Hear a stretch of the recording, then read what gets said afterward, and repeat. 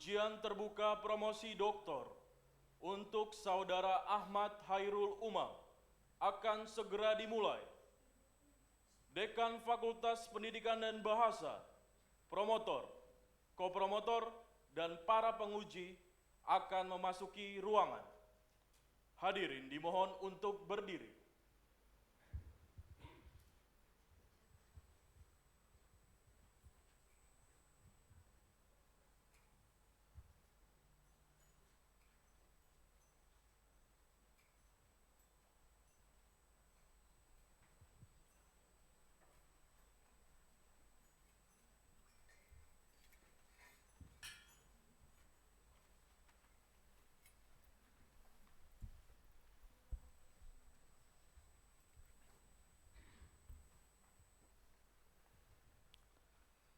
Sebelum acara ujian dimulai, Pastor Unika ATMAJAYA akan memimpin doa. Romo Stefanus Hari Yudanto PR, kami persilahkan.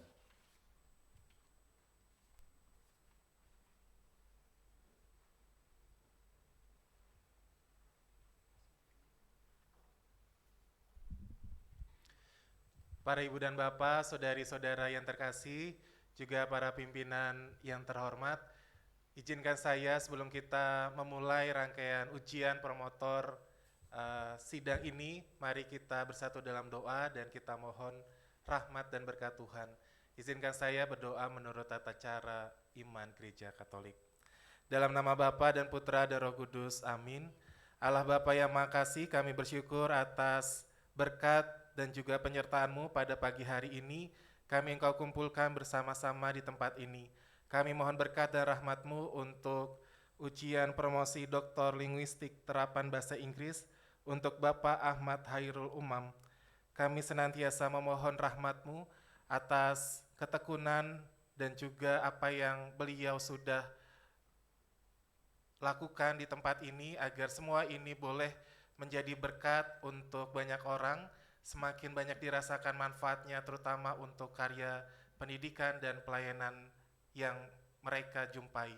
Maka ya Tuhan, kami mohon agar Engkau senantiasa menyertai di dalam ujian sidang promotor S3 ini, juga untuk para pembimbing, penguji, dan seluruh tamu undangan yang hari ini hadir, agar senantiasa juga merasakan kasih dan berkat-Mu.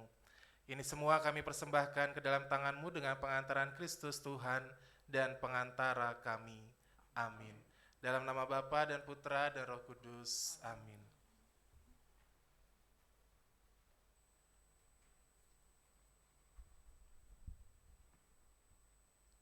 Hadirin yang kami muliakan, sidang ujian terbuka promosi doktor untuk Saudara Akhmad Hairul Umam akan segera dibuka oleh Ketua Sidang, Dekan Fakultas Pendidikan dan Bahasa, Dr. Luciana M.Id, kami persilahkan. Hadirin dipersilahkan untuk duduk kembali.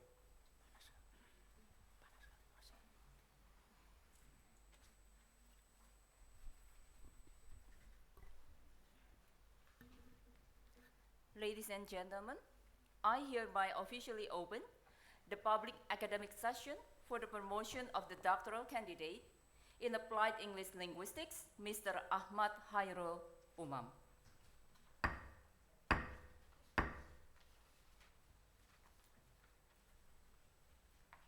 The examining board is composed of the dissertation advisor, Professor Dr. Setiono Sugiharto, from ATMAJAYA Catholic University of Indonesia, the co-advisor, Ibu Christine Manara, Ph.D. from ATMAJAYA Catholic University of Indonesia, and 3 other examiners, Professor Joseph Ernest Mambu, Ph.D.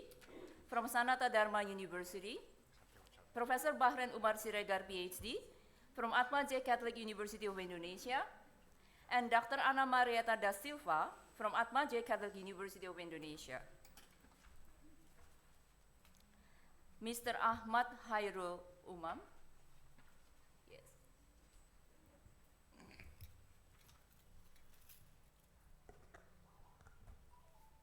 As the Dean, Faculty of Education and Languages, I would like to ask you, whether you are both physically and mentally prepared to defend your dissertation. Yes, I am. Thank you. Now I'm going to read Mr. Akhmad Hairul Umam brief biodata. Mr. Umam, at this moment, is in the process of completing his study as a doctoral candidate in applied linguistics at ATMAJAYA Catholic University of Indonesia. And Mr. Umam has got some professional employment starting from 2013 until present. Mr. Umam is working as a lecturer at Tanri Arbeng University. And also, Mr. Umam has got some achievement like Research Grant Award recipient for novice lecturer research from the Ministry of Education, Research and Technology. Also Research Grant Award recipient for doctoral dissertation research from the Ministry of Education, Research and Technology. He has been prolific in having several publications.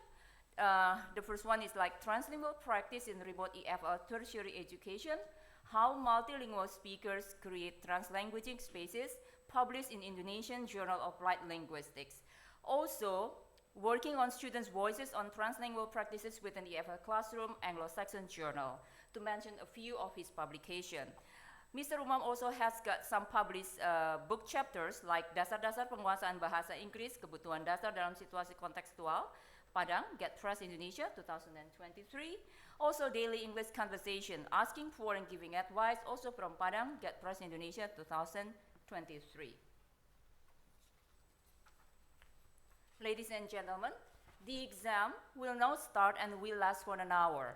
I would like to begin by asking Mr. Akhmad Hairul Umam to present a summary of his findings entitled Translingual Practice in Tertiary Level of EFL Remote Learning Interactions, a case study during the COVID-19 pandemic in the Indonesian context.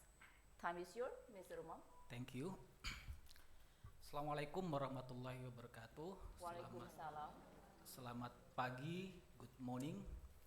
The Honorable the Dean, Faculty of Education and Languages, Ibu Dr. Luciana M.Ed, my promotor and co-promotor, Professor Dr. Setiono Sugiharto M.Hum, and Ibu Christine Manara Ph.D., respected examiners, Professor Bahren Umar Siregar Ph.D., who participate remotely from Medan, Professor Joseph Ernest Mambu Ph.D., and Dr. Marietta Silva M.Hum. Thank you very much for allowing me to share my research study on this stage. The title of my research is Translingual Practice in Tertiary Level of EFL Remote Learning Interaction with the case study during the COVID-19 pandemic in the Indonesian context. Here is the overview of my presentation: study background, literature review, previous research studies, methodology, research procedure, finding, discussion, and conclusion. Study background. Just to review and remind that the centrality issue of my research study was situated in disruption era, especially in education, where people, including teachers and students, were not allowed to meet and interact in face-to-face interaction. They communicated through internet, smartphone, and other gadgets to protect themselves from the COVID-19. Teaching learning activities were conducted remotely using digital learning platforms like Zoom, Skype, Google Meet, and Google Classroom. This kind of digital learning platform not only provide teachers and students access to the knowledge such as teaching material, but also serve as contact zone. Contact zone, according to Pratt, refers to social space that cultures meet and interact and gravel each other. So in the context of EFL, we see translinguaging and also digital learning platform like Zoom, Skype, and others not only provide access to knowledge, but also serve as contact zone and create a space for negotiation and interaction that teachers and students engage in translingual practice. as mentioned by TAC in 2018, most people in online environment have resources in more than one language. Even they are far from mastering more than one language. So I frame the interaction within virtual classroom for the teachers and students with the notion of translingual practice proposed by Suresh Chanagaraja that form a new paradigm shift in language education, at least with the two considerations. First, the FL participant, teachers and students are multilingual and multicultural who are able to shuttle different languages. And the second, the interplay or the integration between language and technology that enable them to align with themselves beyond their language competence. Literature. I read a number of academic papers and investigated the notion of translinguaging or translingual practice from the time the first appeared and then how this notion developed, broadened, and becoming the new concept of practical language from 1994 up to 2022. So to make it easy, I make a roadmap as a guideline of my research study. In the literature, I see translanguaging and translingual practice are often used interchangeable. So especially when we address how speakers use languages and multimodality. For example, Garcia, known as sociolinguist and a leading scholar in translanguaging, define translanguaging is using languages as unitary linguistic system for meaning making. From this perspective, language users do not have separate label, and competent draws from the linguistic repertoire. From this perspective as well, speakers are no longer use L1, L2 or additional language to communicate, but they select features appropriately somewhere from the head. While translingual practice as proposed by Suresh Chanagaraja intended as an alternative term of translanguaging that emphasizes a lot on practice instead of a cognitive aspect. This notion translingual practice as proposed by Suresh Chanagaraja, also known as leading scholars in translanguaging, emphasize that translingual practice characterized with the two important concepts in communication. First, communication transcends individual language. Language is always in contact, contributing and supporting each other. Second, communication transcends words that involve multiple semiotic resources that work together. And from this perspective, language is only considered one among of many multi-semiotic resources. Previous research studies. Research studies using translingual perspective have been written by Indonesian scholars as well as from overseas, and all the work generate insight how language and communication work together. To make it short, I provide example from previous research studies from 2015 until 2020. For example, Sugiharto, my promoter in 2015 wrote translanguaging in the context of writing, and he provided additional evidence how translanguaging also happen in morphological and syntactical level.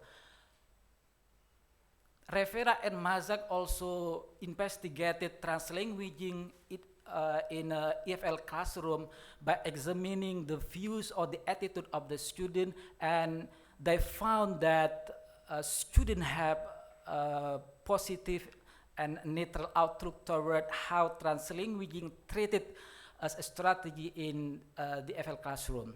Among of this work, and also that written by scholars with the exceptional from the work from Al-Bawardi in 2018, who investigated digital practice within WhatsApp group for female students in Saudi Arabia and found how translinguaging within WhatsApp group generated new vocabularies in Arabic digitally mediated in communication, as well as Thai and Lee 2021 investigated how ME teachers found resources, semiotic resources and spatial resources through iPad when they teach English in mathematics class. So all this work written by scholars, with the exception of Al-Bawardi and Thai and Lee, were situated in offline setting. So we need to find or extend further finding on online set. From this gap, we see that studies within virtual classroom using translingual practice have received little attention, especially how translingual practice produced in online site. So from this gap, I composed 3 research questions as the guideline of my current study. First, what negotiation strategies did the FL apply in online classroom? Second, toward extent the ramification of negotiation strategies emerge within a virtual classroom. And the last one, how translingual practices produce in relation to the way how virtual classroom was managed using digital learning platform. Methodology. This is part of qualitative research with the case study using ethnographic method from CONIZ, which is considered as the most fitting approach in collecting data remotely and also considered as the most relevant during the pandemic era.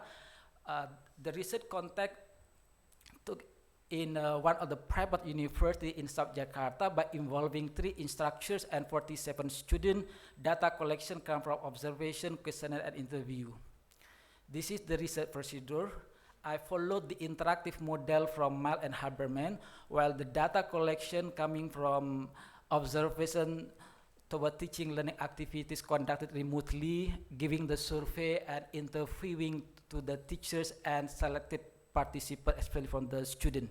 Data reduction, through eliminating the data, unnecessary data based on the research framework, and then data analysis, organizing the data, identifying and coding, displaying the data, selecting certain data as a case study, and then interpreting data, explaining through theoretical framework that I read and I use in this study, and the last one, drafting the research report.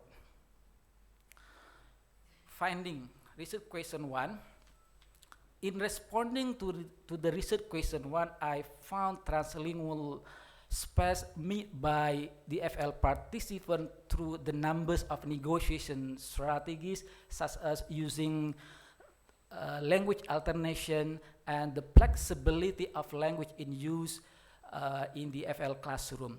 English served as the subject of learning or learning instruction, while Indonesian and others or vernacular languages happen naturally in different part of teaching learning activities, such as greeting, explaining the subject, giving the command, and closing the class. I also identified macro strategies and micro strategies as proposed by Suresh Chanagaraja and Widianto to identify and analyze the talk or tag made by translingual speakers. They are invoicing. Invoicing, to speak mean to invoice. This is language production, highly lead to language production, which is enacted into code switching, code mixing, and pronunciation. Second, recontextualization, framing the talk or frame for appropriate negotiation strategies enacted into contextualization cues and managing the topic. The third, interactional, constructing meaning using reciprocal between interlocutor and finding collaborative strategies, which is enacted into clarification and recast. And the fourth is contextualization, dealing with the spatio-temporal of language production processes, enacted into leveling and simplification. This is the example how the FL participant use invoicing. We see here, as I mentioned, translingual practice happen in the part of teaching learning activities. Teachers in this context shuttle from different languages, English, Arabic, and Indonesian, and also students also did code mixing, code switching, and pronunciation. Mixing and code mixing is a new phenomena in spoken and written related to multilingualism or bilingualism that involve multiple languages, while pronunciation here using L1 or L2 and adjusting to the L2 phonology. For example, in this case, I got the data from the interaction from international student from Afghanistan by saying nasi goreng instead of fried rice, or gado-gado instead saying mixed vegetable with the peanut sauce. So they prefer to address the local food with the original name. So in this context, translinguaging or translingual practice, as Garcia mentioned, not utilized to differentiate between two languages, but used to mediate each other to support and to collaborate. This is the example of recontextualization strategies using the clue and giving the indication to have the student easy to understand. This can be verbal, non-verbal. For example, the teacher mentioned you have to look closely and think twice, but satu anak by saying in Indonesian, and also show one symbol in front of his camera. Okay, this is the example of interactional strategies enacted into confirmation and recast. So when interlocutor negotiate, they will follow one of the following activities. For example, to anticipate potential communication breakdown, and also identify the communication breakdown, and then the last one, fix them. So while formulating is recast, reformulating all or part of the incorrect word or phrase to show the correct form without explicitly identifying the error. For example, I go back home, but for the past 10 years I went back home. This is the excerpt that I took from observation and the recording that I got in EFL remote learning instruction. This is the example of contextualization using more familiar word or refreshing the ideas into simpler form. For example, OMG stand for oh my God. So, and also using the filler like where, anywhere, let's say, or something like that, to give the brain a time to think and to select appropriate expression. In responding to the second question about toward extent the ramification of negotiation strategy emerge within virtual classroom, this ramification emerged naturally, and this can be seen through how the FL participant mobilize different resources like verbal, non-verbal, multimodality, and other resources. So the complexity becoming a main of the characteristic of EFL instruction within a virtual classroom. So this not only characterized with the interplay between languages, but also communication with the technology or digital features. I also explore a lot about the views from the teachers about translingual practices within feature classroom from their perspective. So I found here two teachers, Mr. Asper and Ms. Chitra, tend to be friendly, accommodate, and allow their student to communicate Indonesian or other languages that they think will support the development of targeted language. Only one teacher, Mr. Jimmy, tend to be faithful toward targeted language by teaching English inclusively, by assuming through his decision student will have the opportunity to acquire language effectively. And I also explore student voices.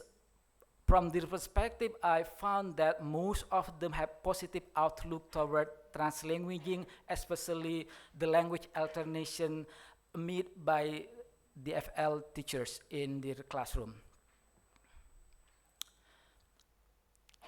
Characteristic of DFL interaction within classroom extremely different from offline. So the mobility of resources and that meet by the FL participant very varied. For example, we can see the language integration, English into Indonesian, and also vernacular languages, the fluid language that they use, and also utilization of diverse resources, especially like a student or presenter who are going to present, they often use more than devices, and also multimodal interaction.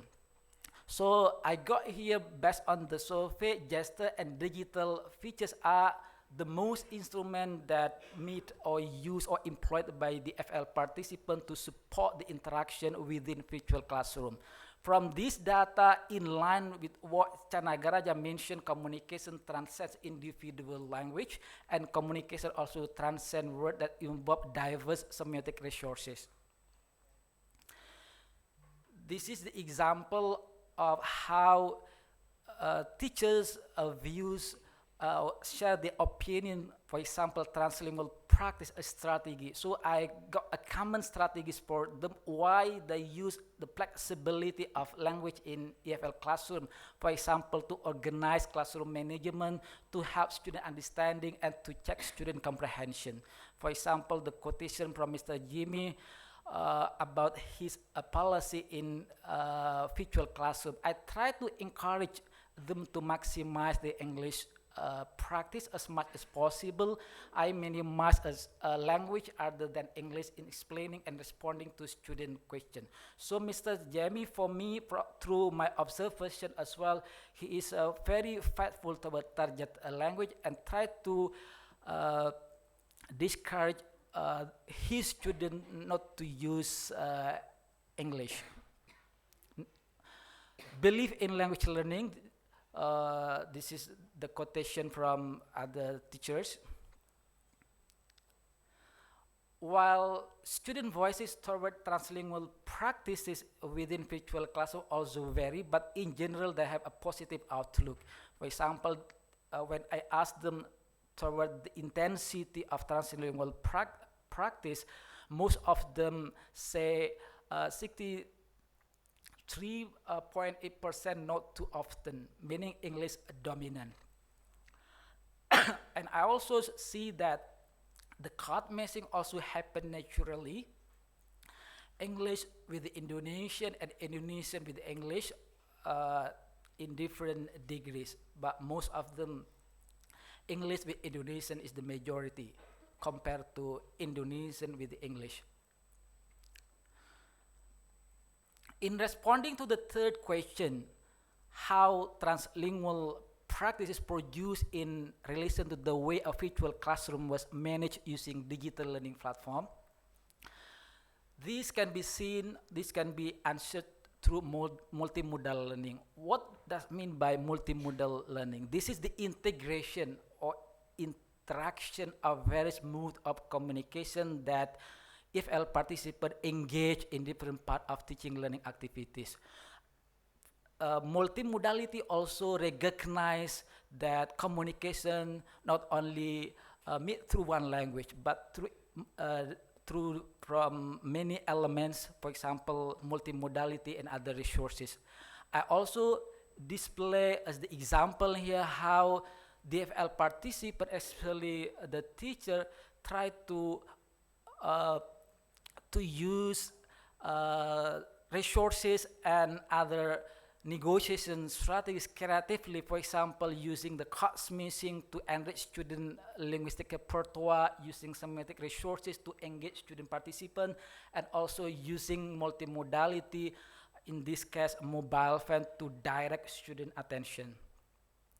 Here is the example how DFL teacher orchestrating student linguistic repertoire to support student understanding by asking and keep asking one of her students to translate certain term, certain word like a mail order and leisurely shopping.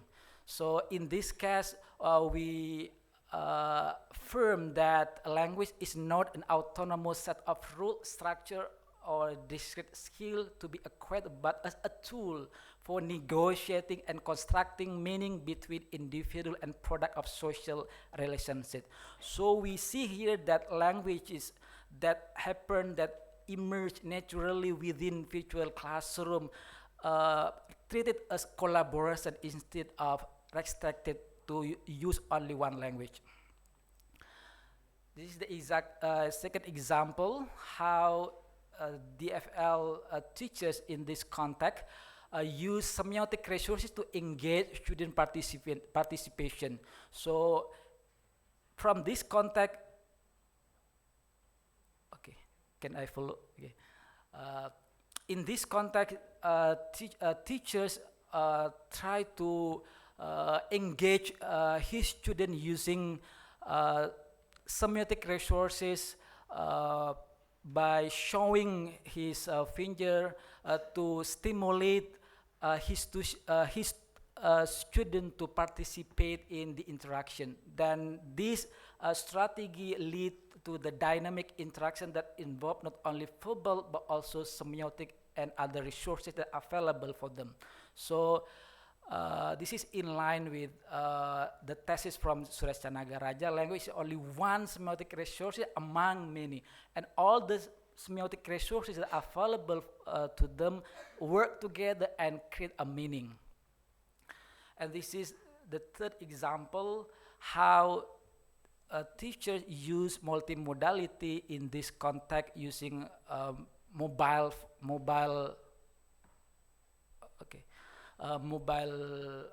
pen by circling certain picture to direct student attention. Again here, evident that communication always been multimodal. Discussion. Looking back to the example, we see here virtual interaction that happen in offline EFL interaction conducted remotely, very dynamic, very complex, and unpredictable manner. So from this finding, we see that we have a new understanding toward the language and communication as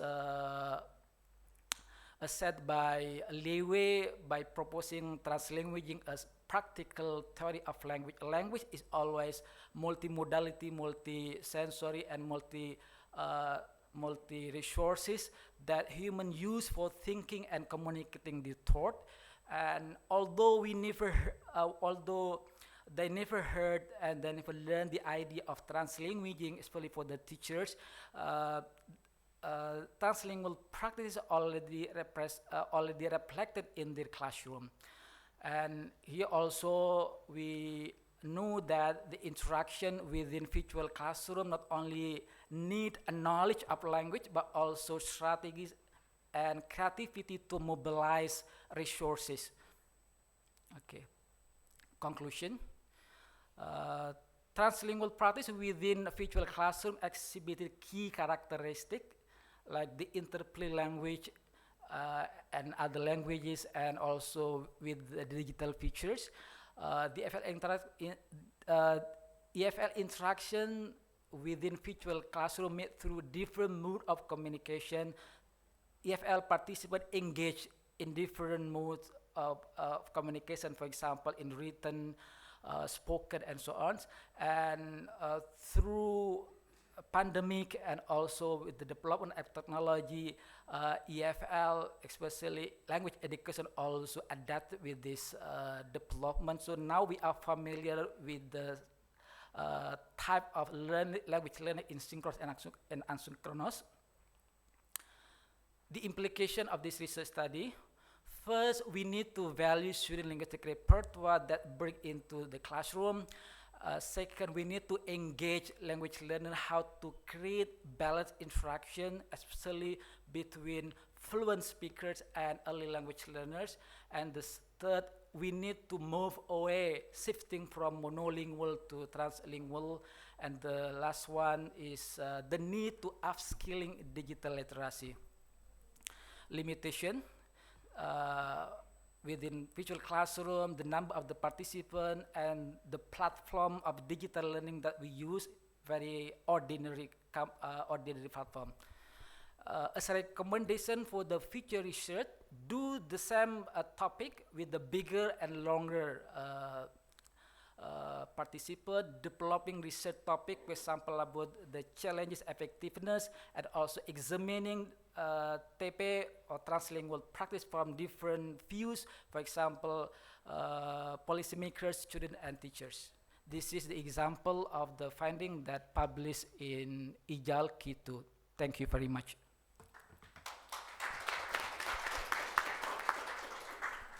Thank you, Mr. Akhmad Hairul Umam. Ladies and gentlemen, before we proceed to the question and answer, we would like to sincerely apologize to Professor Joseph Ernest Mambu because we mentioned the institution, the wrong institution. So Professor Joseph Ernest Mambu, Ph.D. is from Satya Wacana Christian University. So once again, please accept our apology, Professor Joseph. Thank you. Okay, let's we go on with the process. Ladies and gentlemen, each of the 5 examiners will ask questions, and we will start from Professor Joseph Ernest Mambu as our external examiner to pose the first questions. Time is yours, Professor Joseph. Thank you, Bu Dekan, Bu Luciana, and thank you for being here, supporting Pak Umam. And I have to really appreciate Pak Umam for your perseverance until you reach this point. Thank you, And Prof. it's time for celebration, but yeah, I know that in PhD dissertation, I remember my former dissertation chair said that when you are defending your dissertation, it's like you are guilty until you're found innocent. When it comes to publishing your work, like what you published in IJAL, you are innocent until you are found guilty and you have to revise, and luckily your work was published, and congratulations for that. Thank you. Yeah. So to make it better, I think the dissertation needs some polishing. I have to really appreciate that your work has been so much substantially polished in terms of language and the content, but there are a couple of things, there is still room for improvement that we can work on together. And I'd like to divide the questions into 3 big parts. The first one on a little bit on methodology, and the second one on the research findings, the analysis of your research findings, and the third one, what's next? And maybe that's something that we can clarify, because it's your academic journey doesn't stop here. It will continue after you are you pass this stage. And this is just the beginning, even though this is the end of your study, but this is just the beginning. Your doctoral degree is your passport for further research. The first one, I need a bit of more, I would like you to clarify a little bit on the methodology, especially when it comes to selecting participants for your interview. It says here, the interviewees were selected purposefully based on the gender, male and female, which is fine, and preferences of the researcher during the observation. What do you mean by preferences here? Maybe you can clarify. Yeah, thank you, Prof. Regarding to the methodology, especially in interviewing the participants from the student rank, so first I interviewed all the teachers, because only 3, and because too many, especially the participant from the student, I select from each class. There are 3 classes, so I select 3 among of these classes, and of course I also carry the genders. And from my finding and also interviewing with them, not all available and ready to to be interviewed. So I just followed based on their preference and a willingness to collaborate, to share their thought, their feeling during their study within virtual classroom. So that's why I also display the genders and also not only female but also male on my research study. Okay, thank you. So you please flesh out the details later in the revision. Yeah, how you select. It's not simply about the preference, but what specific criteria did you have in mind when selecting the participants? Okay? Yes. Yeah. The next one on research findings.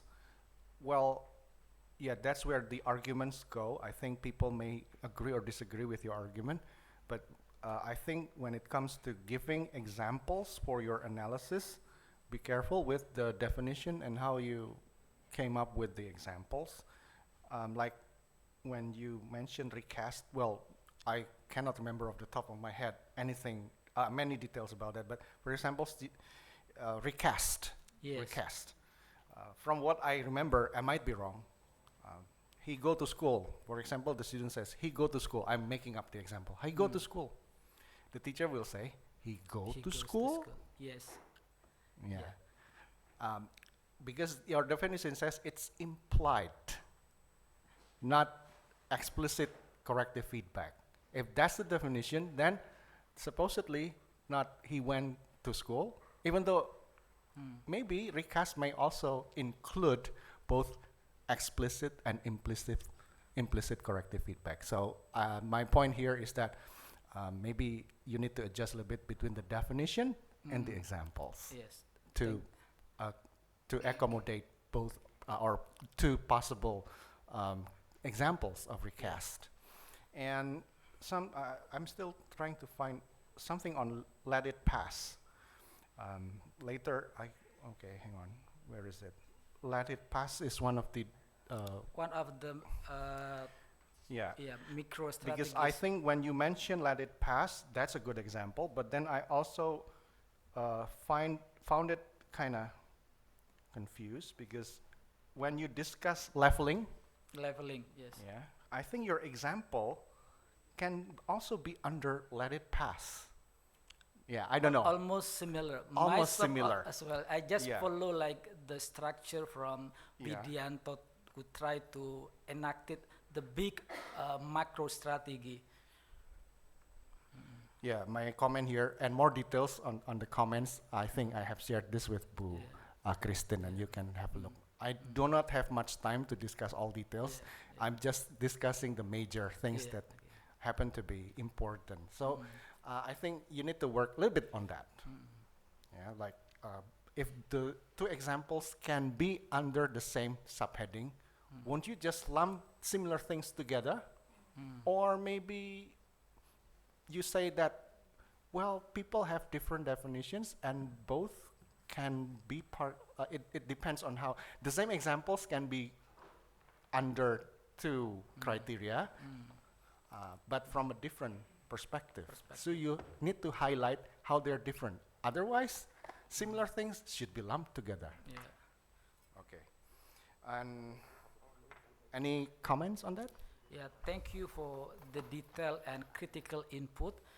That's why Suresh Chanagaraja intended translingual practice as the umbrella of any emerging term under bilingual and multilingual studies, including the recast and so on.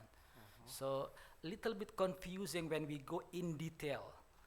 So, but when I'm trying to figure out the picture understanding how it works and how it collaborates, and then I slowly understand, okay, this is what I got from Suresh Chanagaraja by advocating translingual practice as the umbrella that covering all a term that proposed by earlier scholars. Okay. And the last set of questions, what's next? And I think you mentioned already there. And don't stop here. I hope that you will continue on your journey on translingual practices or anything related to your study here. One of the first things, and if you have the answer, please answer. If you don't worry, it may be your food for thought. It is interesting that as a person not specifically majoring in English language teaching for his master's, I don't know whether Pak Jimmy, the pseudonym here, is here. Pak Jimmy was monolingual in his approach to teaching his class, even though, yes, he completed his bachelor's degree in English language education. Yeah. But interestingly, he was the only one who doesn't have a master's degree in English language teaching. It seems to me that there is this is my hypothesis, maybe if you're updated with the ELT or applied linguistics literature, you might also, your pedagogical approach to teaching in a classroom might be also influenced by your coursework, participation in coursework. So maybe if you have something to say about this, but if no, then this can be one of your further research questions. Yes, thank you, Prof. Outside the class, Mr. Jimmy is multilingual. He can speak Madurese a little bit, Javanese, English as well. So inside of the virtual class, he tried to use monolingual approach, but by treating and giving a lot exposure English toward his student. So from my interpretation and also interviewing with him, he tend to be faithful toward the target language. For example, by assuming through his policy, giving a lot exposure to his student, enable them, for the student, to acquire the target language. For the coming agenda, the next step, I talk and I'm very grateful with my promoter, so I will focus and follow up this research to be published. Thank you. Okay. Thank you, Pak Umam. The next question still about what's next, yeah? If Jakarta, well, I know you mentioned the difference, you discussed the difference between remote learning and online learning, but another usage of remote is not necessarily restricted to online. Remote here in the sense that remote areas, in the sense like a remote area. If Jakarta is quote unquote remote, what about those in Papua? Yeah. For example, I'm not criticizing your study. I'm just genuinely asking this. So maybe you or other people, including the current audience of this respectable event, will address this. Any plan for you to follow up the current study based on that? Based on what I have just shared? Yes, I will try. So I am in the same opinion with you, Prof. People quite confused with the term online, remote learning, and others. So, but basically to distinguish remote and online is about the schedule. So in remote learning, just moving the content from online to, from offline to virtual or online virtual classroom. While online learning is a bit of freedom. No schedule like every week, for example, compared to remote learning. So basically the remote learning just moving the content, moving the teaching activities from offline to online. This is what I heard from my reading. Okay, great. Yeah, from online to offline, and especially in remote areas, it would be challenging as well. Yes, very, very, because they need also to update how they use and employ like digital features. Most of them in remote area cannot afford how to, with the internet, with the smartphone and the other gadgets that support toward the teaching learning activities conducted remotely. So it will be very tough for them compared to the people in Jakarta. Okay. My very last comment, and you might also respond to this, and this is addressed to anyone interested in translingual practices and translanguaging.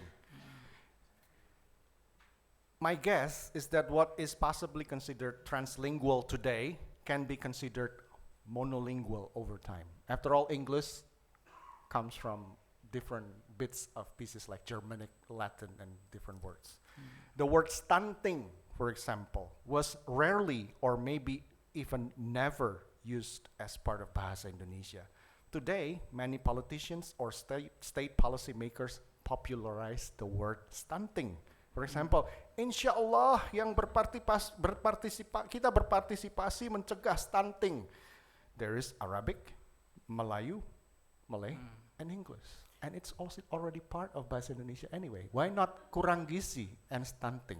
I'd like to see how you and we can also address this question to politicians, genuinely asking why on earth are you using stunting instead of kurang gizi? Kurang gizi sounds too direct. Is it part of euphemism? Yeah. Yeah. Okay. This is the reality of the people in the current era. Very hard to find people who only speak one language, right? So, translinguaging or translingual practices proposed by Suresh Canagaraja and also Garcia is the only way for bilingual or multilingual to express their thought, to communicate with others. And I found here translingual practice or translinguaging is the best suitable way to approach and to be used in language education. Borrowing the statement from Garcia, if we are not taking translinguaging into our teaching, we are not doing injustice. We are not thinking justice and equal for the student, especially toward minority language of the student who are in our classroom, something like that. And we only evaluate less than half of the repertoire, not all. That's why we need to advocate, we need to propose translinguaging as the ideal approach in this current era. Okay, thank you, Pak Umam. So back to you, Bu Luciana. Yeah. Thank you, Professor Ernest Mambu.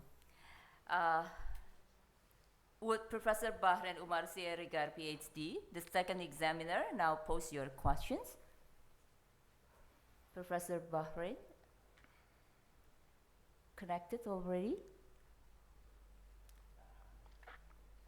Using this, yeah. Can you hear me?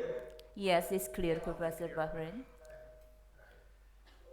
Umar, greetings from Medan. Thank you, Prof. Okay, how do you find, how do you feel now? A bit nervous. Yeah, this frankly feeling.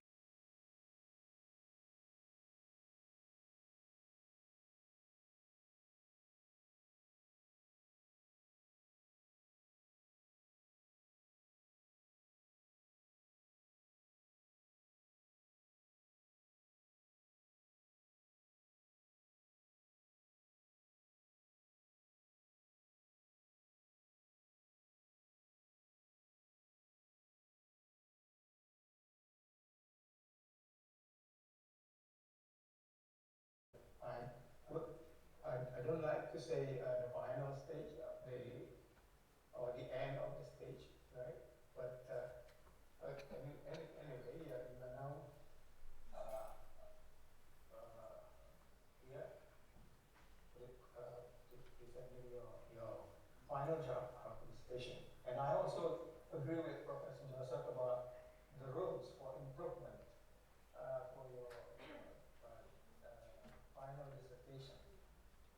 For that, I would like to start with my comment on the second chapter, chapter 2. The title is Literature Review and Theoretical Framework. It's okay, I found the review of various literatures. Right? But I didn't find the theoretical framework a specific subchapter on theoretical framework. I heard you citing Garcia, and so on. In methodology, you cited someone else. I think their work might be part of your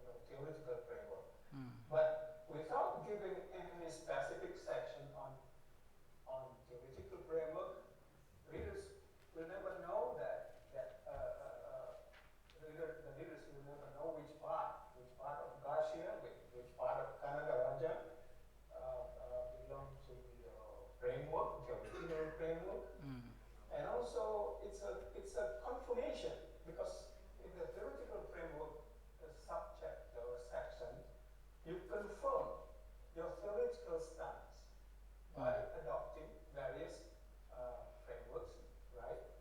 And also you declare your position about the current study. So it's very important to include a specific subchapter about the your theoretical framework.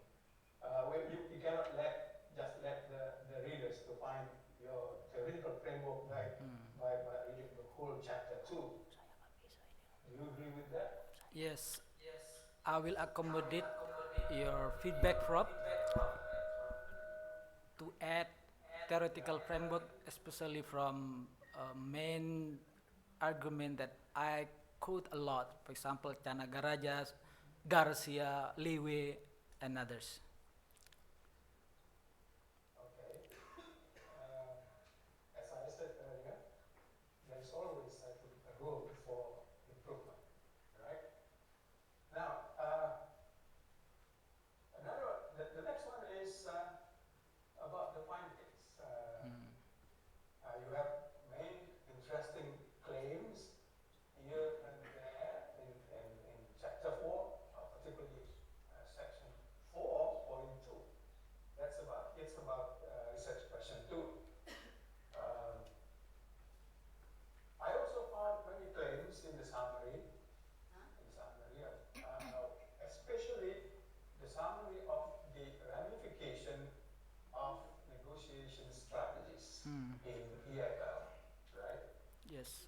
It's concerned with your second research question. The problem is, like, in chapter 1, in 4.1, discussing the findings for the first research question, you provide a section called discussion. But unfortunately, for the findings in response to the second research question, you didn't give anything discussion there. In the findings related to the third research question, it's okay. You got the summary of this, the summary and the discussion there. Discussion without any specific organization about findings and discussion. It is difficult for me if which part of your presentation in 4.2 is about findings and which part is about the discussion, right? Because it's not easy to identify these two things unless you give us um, referential supports for any claims you make there. Unfortunately, in that section, 4.2, I didn't find any referential support. You make claims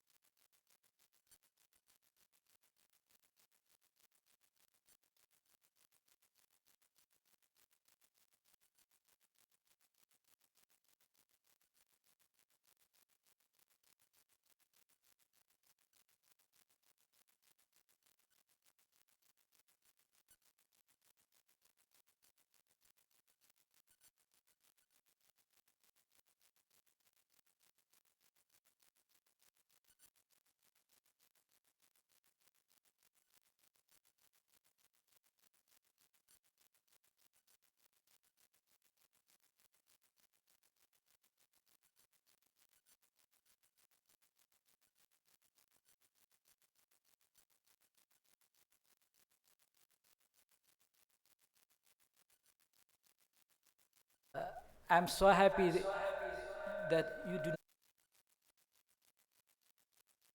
just giving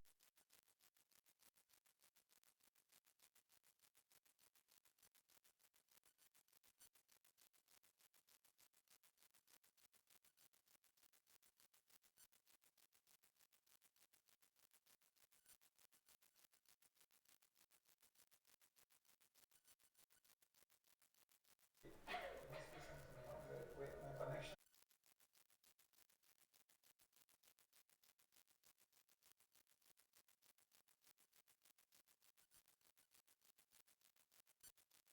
especially in responding to the second question about ramification of negotiation strategies that emerge spontaneously within virtual classroom.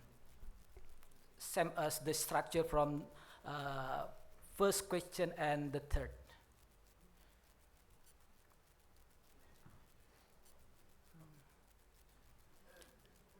Is it my voice audible? Very good. Yeah, maybe you can repeat again. I lost the beginning of the beginning part of your response. Yeah, I do appreciate for your critical input to organize the structure how I present my funding, especially in responding to the second question about ramification of negotiation strategies that emerge within future classroom, like the structure that I presented in the first question and the third. I will do it. I wish you good luck, Umam. That's all from me, Bu Lucy. Yeah. Thank you. Thank you, Prof. Thank you, Professor Bahren Umar Siregar, Ph.D. I now invite the third examiner, Dr. Ana Marietta da Silva, to ask questions. Time is yours. Thank you, Dr. Lucy. Pak Umam, congratulations for Thank you. all the hard work that you have put to Yes. reach this stage. I've always interested at research methods, Pak Umam. So if you could have a very just brief reflection upon the research design procedure of your study, I would like to know if you can reflect upon this research design procedure. I have two questions. The first is concerning the observation. Yes. After you've completed your study, after you've presented the findings, analyzed the findings, if you are given time to go back to the research procedure, what would you improve from the procedure of doing observation and processing the observation data? I think if you can give us some suggestions, perhaps for your friends, for your classmates, for researchers who wish to conduct observation or classroom observation, online classroom observation, Yeah. especially. So my research situated in disruption era where people including teachers and students are allowed to interact and meet physically. So if we have the same time, the same situation like a pandemic, I think using ethnography method as proposed by CONICET, I think this is very effectively getting the data without involving and meeting directly. However, in this offline, now we move to offline, right? I think meeting directly and interviewing, also observing how the teaching learning practice happen will be much better to be taken instead of using questionnaire mediated through online or Google Form or something like that. Okay, thank you, Pak Umam. In other words, you felt that there was some perhaps obstacles or challenges during the online Yes, observation. yes, it is. So not easy to get the student to respond based on my expectation. So not easy. So of course I'm a bit lucky and have advantages because all the teachers are my colleague. So I talk to them to little bit push them to respond toward my questionnaire that I distributed to them. Okay, thank you. The second question, the last one. If you can reflect upon the process of doing the triangulation of your data, research data from observation as your primary Yes. research data, and then survey as well as interview, I'm sure that that is not easy, right? Yes. So, what advice will you give to researchers or students, colleagues, your colleagues who wish to do triangulation of their data? Yeah. I'm sure that you also found some challenges here and there, right? Yes. So, yeah. We need to go directly and be part of the teaching learning process. So if we want to have the valid data, we need to spend a lot of time together with them. Sometimes what they respond in writing is different from the reality. So we need to know what the natural interaction, what they thought behind of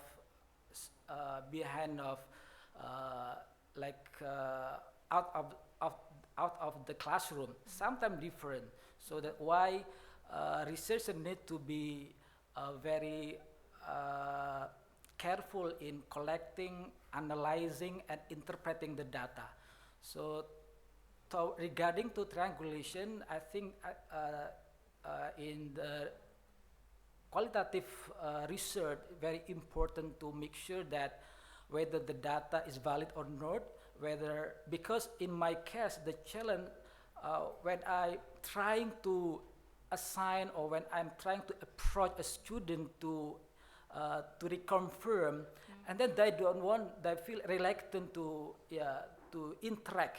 So that is the problem. That's why we need to come and see like pretending like other student who follow or participate the teaching learning activities. Okay, interesting. Thank you very much, Dr. Umam. Thank you, Ibu. Go back to you, Dr. Lucy. Thank you, Dr. Marietta. If Professor Dr. Setiono Sugiharto, the dissertation advisor, would ask any questions, please do so. Thank you, Dr. Luciana. Pak Umam, as the your supervisor, congratulations. Finally, you can defend your dissertation in front of the public. I have just two general questions, Pak Umam.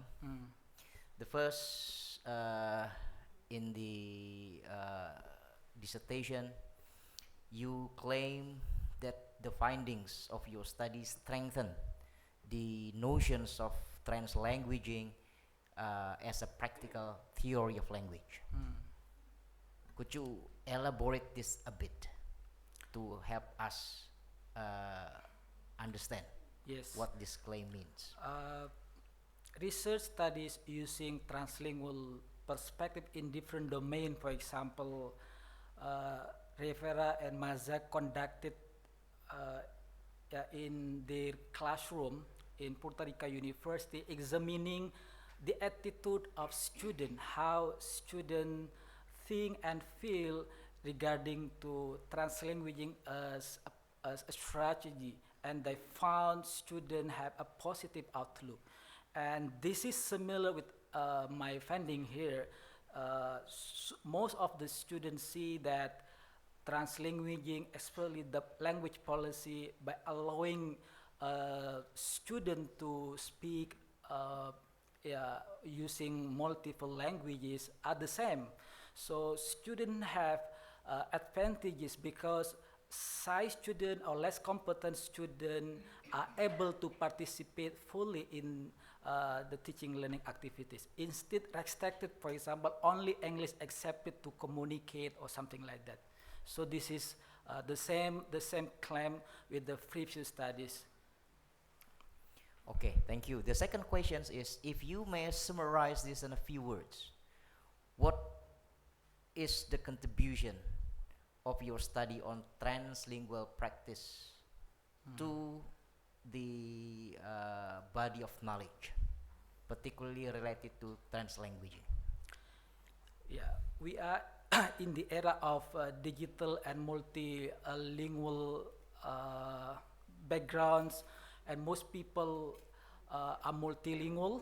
So we think that translanguaging is the suitable and practical approach to be adopted and to be advocated in language education. So back to the notion of translanguaging, this is a natural practice that value the student linguistic repertoire that bring into the classroom. So we need to accept, we need to make languages as a tool to collaborate and to support, instead restricted only one language that used in EFL or something like that. Thank you. No further questions, Dr. Luciana.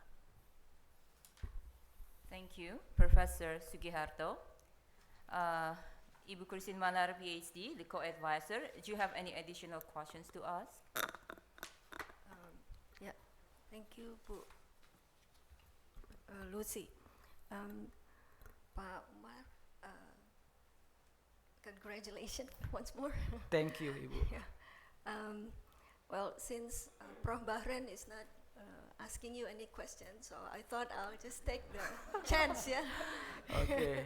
So my question is very simple. So the intention of doing this study is to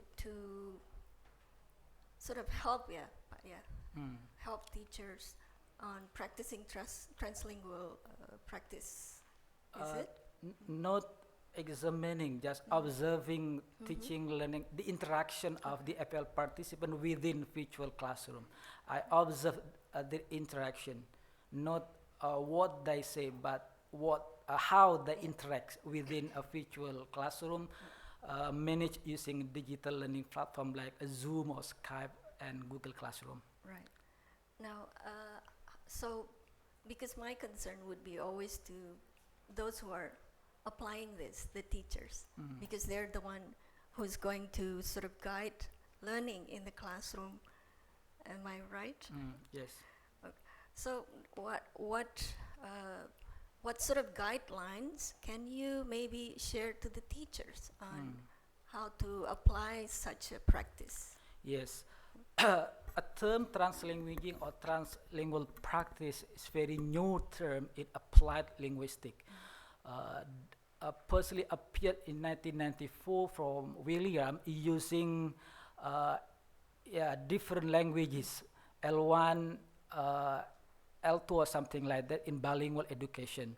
So what we need to advocate and introduce for the teachers, first we need to disseminate this idea first through publication or through training toward the promising ideas that can be applied in the FL. For example, we need to enlighten them that translinguaging is very new and very suitable because we need to find realistic and most relevant approach to teach bilingual students. So and also we need to work together with the policymaker. For example, in the context of the school, the headmaster also know and to support, for example, giving or shifting the curriculum that accommodate the notion of translanguaging, and also regarding with the assessment assessment, how the teacher assess their student or something like that. So we need to collaborate, student, policymakers, and also the teachers as the role model in the classroom, in the class. Yeah, I'm just because in my mind, maybe that would be could be your next project. Like, if you have to advocate such a practice, how would you introduce this to the practitioners, which are the teachers? Because they will be the one who's going to be the agent of learning for the students. Maybe something to think about for your next project. First, for myself, I applied this notion in my teaching, and also I encourage my colleague to try to use this approach by accommodating, for example, as you can see, two of them friendly accommodate with the notion of translinguaging, although they never heard before about the notion of translinguaging. So we need time and process how we enlighten them and accept with this promising idea in EFL. Yeah. Okay. Well, thank you, Umam. Best of luck with Thank your you, future Ibu. plan. Yeah. Thank That's you, all Ibu. from Ibu Lucy. Thank you. Thank you, Ibu Manara. Mr. Akhmad Hairul Umam, the examination is now over. This open academic session to examine our doctoral candidate is finished. Permit us now to have a short intermission to assess the examination results of Mr. Akhmad Hairul Umam.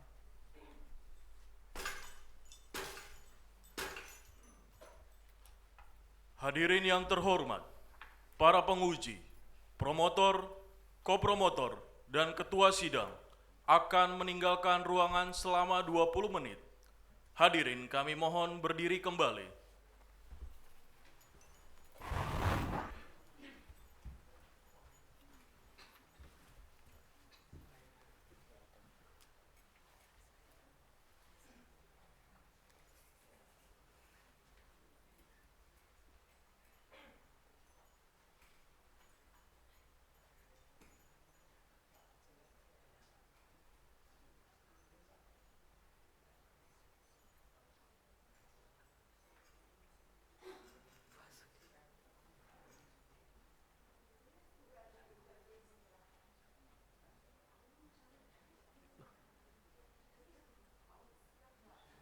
Hadirin dimohon untuk duduk kembali.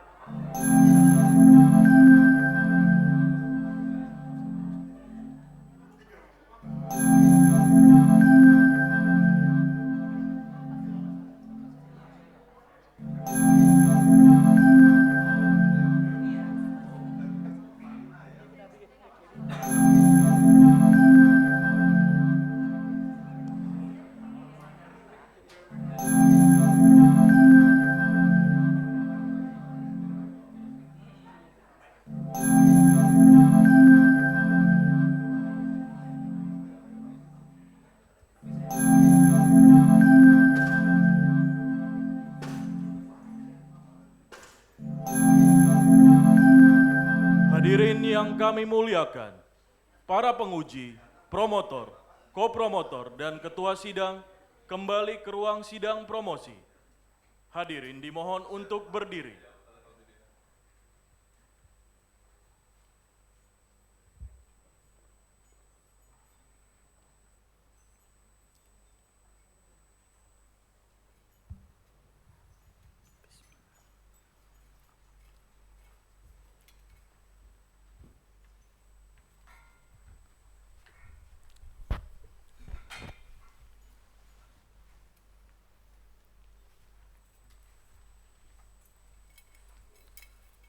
Hadirin dimohon untuk duduk kembali.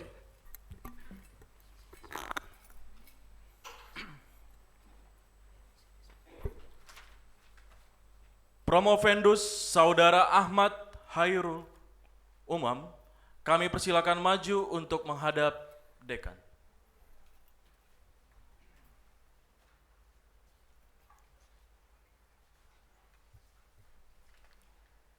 Ladies and gentlemen, having heard the examination board's assessment deliberation of your ratings in your public defense, the total credits earned during your study, and the duration of your doctoral studies at this university, I hereby announce that you, Mr. Akhmad Hairul Umam, have passed the examination very satisfactorily.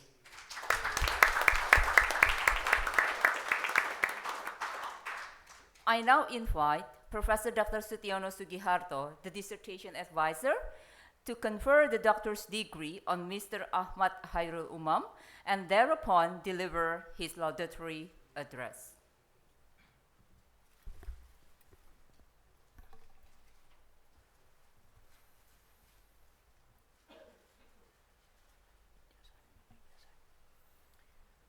With the power invested in me as your dissertation advisor, I hereby pronounce you Doctor of Linguistics with all the rights and honors pertaining thereto according to the extant academic traditions.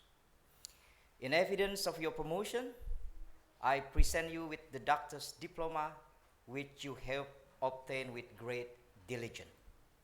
I wish you great success in your future career.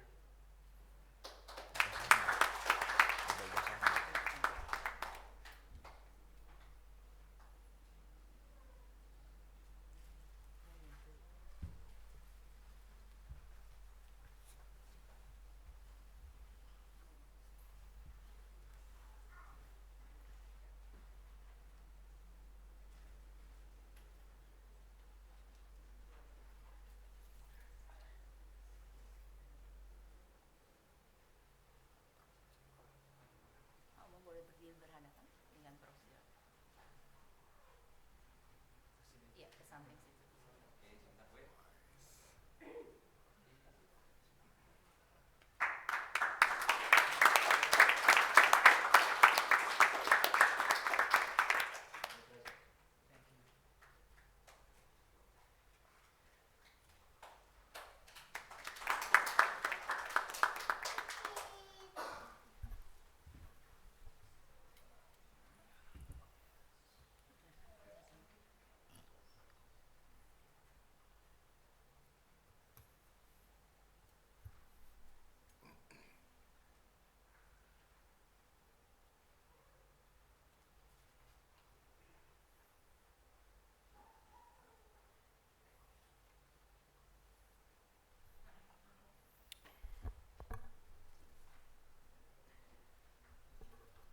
I now want to make a few personal observations about your work so far. Dr. Akhmad Umam, with a strong commitment and painstaking efforts in completing your dissertation research, you can finally earn the degree of Doctor in Linguistics. Dr. Christine Manara, my fellow promoter, and I, your promoter, have the privilege today to congratulate you with the great academic achievement. Congratulations on your accomplishments as the 51st doctor graduated from the doctoral program in Applied English Linguistics at ATMAJAYA Catholic University of Indonesia. Conducting research on translingual practice in EFL remote learning interaction is not an easy feat, as you need to struggle with and to grasp the emerging and novel concepts related to the topic. But your passion and interest about the topic has enabled you to persevere in completing the research. Needless to say, your research has helped thrown an important light into the complexities of translingual practice in a multilingual country like Indonesia. In a nutshell, your research has expanded and enriched the perspectives and insights deriving from the previous studies on the similar topic. Now that you have accomplished and defended your dissertation, Dr. Manara and your co-promoter and I hope that the academic contributions you have made will be of significance to policymakers, curriculum designers, language teachers, students, and the societies at large. We also hope that you can continue the research traditions you experienced during your study in the doctoral program for the sake of enlightening and inspiring your colleagues, students, and most importantly, the communities at large.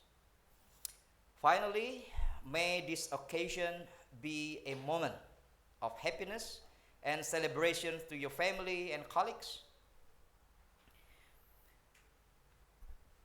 Kepada seluruh anggota keluarga saudara yang berbahagia pada hari ini, Dr. Manara dan saya menyampaikan penghargaan kami. Semuanya telah memberikan dukungan moral dan menghanturkan doa dan mengantar saudara ke pencapaian gelar akademik tertinggi. Selamat berbahagia bersama seluruh keluarga pada hari ini. We would also like to share our happiness with the officials from Tandri Abeng University, your wife, Dr. Dinar Ajeng Kristianti, daughters, parents, all of whom are present today, I believe. They must be proud of your accomplishment. Dr. Akhmad Hairul Umam, we wish you best of luck for your future contributions to the field of applied English linguistics. Thank you.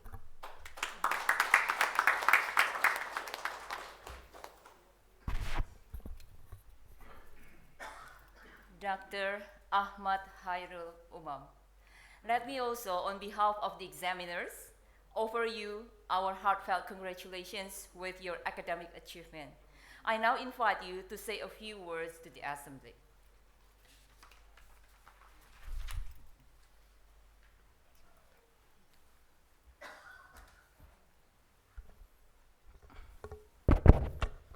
Assalamualaikum warahmatullahi wabarakatuh. Waalaikumsalam. Alhamdulillah, thank God, finally I'm done with the super duper 5 years. Yeah, with the super duper processes of my doctorate in applied linguistics. It has long ride and I made it. Thank to Allah.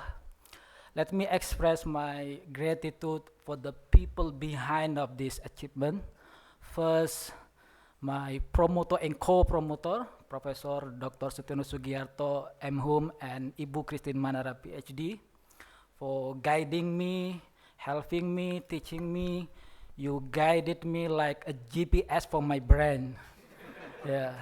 You know, when you are lost on the road trip, the GPS will tell you turn left, turn right.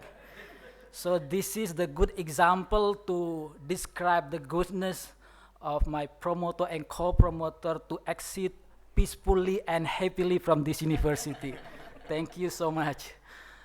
Second, my examiners, Professor Joseph Ernest Mambu, Ph.D., Professor Bahren Umar Siregar, Ph.D., who participate remotely from Medan.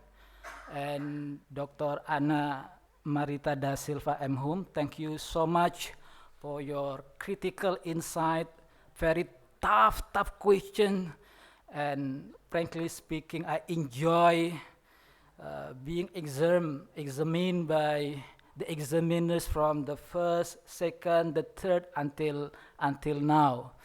So you meet me like I was on a game show, yeah. However, not me the champion, but the examiners for this parallel session of the academic game show. Of course, to the Dean, Faculty of Education and Languages, the lecturers and the staff, I do appreciate for excellent service that I got from this university, and also Pak Cecep, the superman of the staff at doctoral program. He is always available and ready to serve any inquiries from LTBA student. I do appreciate for their excellent service that I receive. Yeah, I see my classmate represented by Ibu Eli, Ibu Ati, and Ibu Siana. Thank you so much for being part of this academic journey. I just realized taking doctoral program is like a roller coaster, sometimes up, sometimes down. And sometimes we are in loop-de-loop and we do not know how to move on. Due to our stupidity and confusion as a student, this is the reality that I feel it. Yeah, I know that my colleague, they are on the track, just waiting the right time from Pak Cetep, yeah, for the coming schedule for your public defense. Yeah. Of course, important people from Tandi Abeng University, respected former Vice Rector Bapak Dr. Haji Sugiharto Sutomo. Thank you very much for coming and managing your time. He is the first person who have a big care and passion toward my growth, including my study and career. I do appreciate for him. For me, he is beyond my boss. Yeah. When I was proposed that I'm going to marry, he decided, okay, Mas Umam, when? I will provide a car and you provide driver. And he also give a speech on behalf of my family during the wedding ceremony. We will never forget, Pak Sugi, your kindness, myself, my wife Dinar, and Afkar, Askar, and Aira.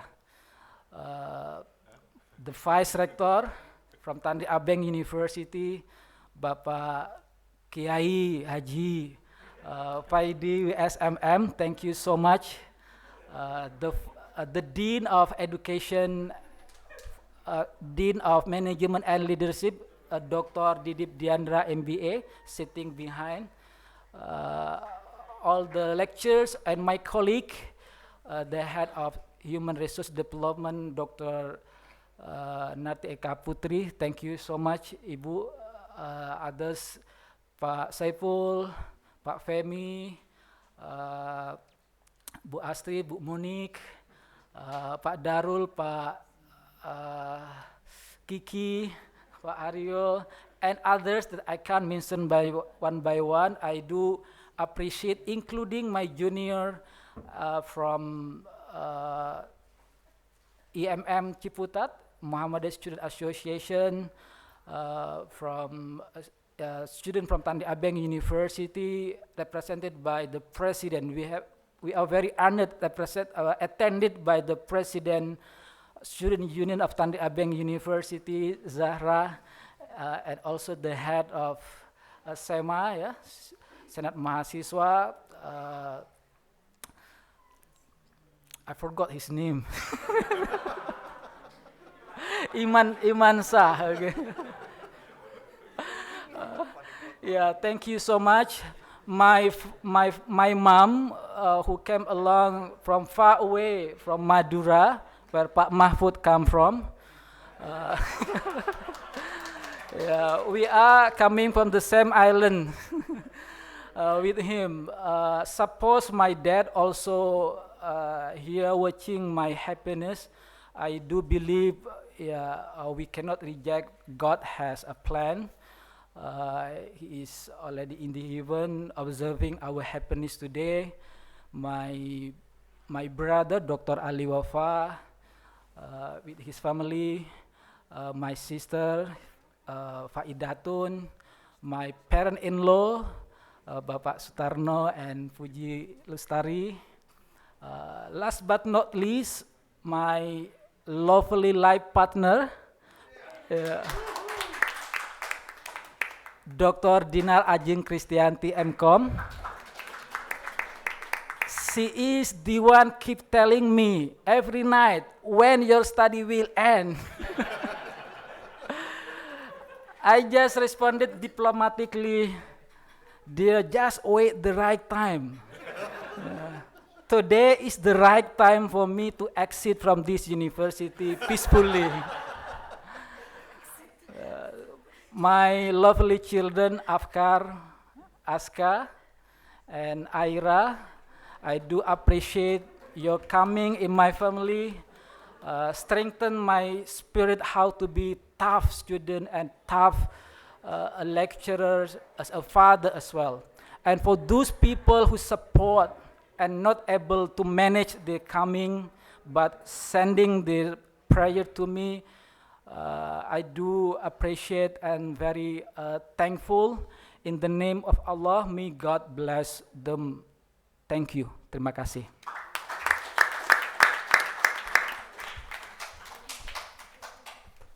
Hadirin yang kami muliakan, mari kita berikan tepuk tangan sekali lagi untuk Dr. Akhmad Hairul Umam.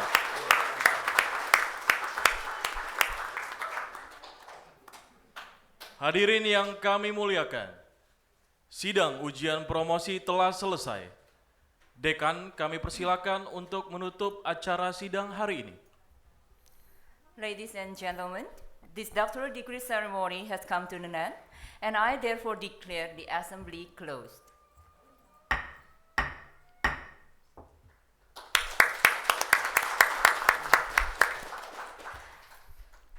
Hadirin yang kami muliakan, Dekan, para penguji, promotor, dan co-promotor akan berfoto bersama dan memberi ucapan selamat kepada Dr. Akhmad Hairul Umam dan keluarga sebelum meninggalkan ruang sidang ini. Kami persilahkan untuk maju ke depan. Sebelum kami maju, izinkan kami atas nama Fakultas Pendidikan dan Bahasa, Program Doktor Linguistik Terapan, Unika ATMAJAYA, menghaturkan terima kasih untuk kerjasama yang baik dari Dr. Umam dan juga menghaturkan selamat yang luar biasa kepada institusi Tandri, Beng. Semoga semua yang dicapai oleh Dr. Umam akan menjadi barokah untuk pendidikan Indonesia kita. Selamat sekali lagi kepada Bapak Ibu dan juga izinkan kami menyampaikan selamat yang luar biasa kepada Ibu dari Dr. Umam dan semua keluarga dan juga family. Semoga juga ini menjadi berkah yang besar untuk keluarga. Terima kasih sekali lagi.